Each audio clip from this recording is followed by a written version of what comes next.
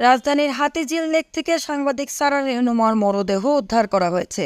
তিনি GTV news room editor ছিলেন বলে জানা গেছে। মঙ্গলবার 27 আগস্ট দিবাগত রাত 1টার দিকে এই ঘটনা ঘটে। পরে অচেতন অবস্থায় তাকে উদ্ধার করে ঢাকা মেডিকেল কলেজ হাসপাতালে জরুরি বিভাগে নেওয়া হলে কর্তব্যরত চিকিৎসক মৃত ঘোষণা করেন।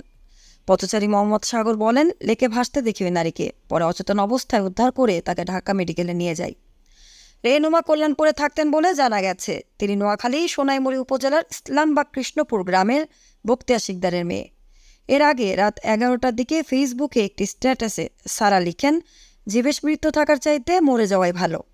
এদিকে সারার স্বামী শায়েদ শুভ্র জানান, সম্পর্কের মাধ্যমে 7 বছর পূর্বে আমরা পরিবারকে না জানিয়ে বিয়ে করেছিলাম। গতকাল সারা অফিসে গিয়ে রাতে আর বাসায় না ফিরে এক ব্যক্তিকে দিয়ে রাত 10:30টার দিকে বাসা ভাড়ার টাকা পাঠিয়ে দিয়েছিল। তিনি আরও বলেন, পরে আমি তাকে ফোন করে বলি, রাতে তো তুমি বাসায় আসতে, তাহলে অন্যকে দিয়ে কেন টাকা পাঠিয়ে দিয়েছো?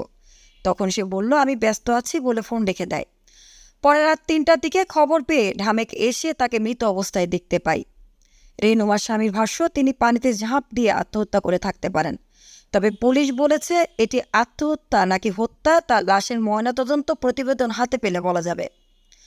ঢামেক হাসপাতালের পুলিশ ক্যাম্পের ইনচার্জ পরিদর্শক বাচ্চু মিয়া বলেন, আমরা মরদেহটি হাসপাতালের জরুরি বিভাগের মর্গে রেখেছি।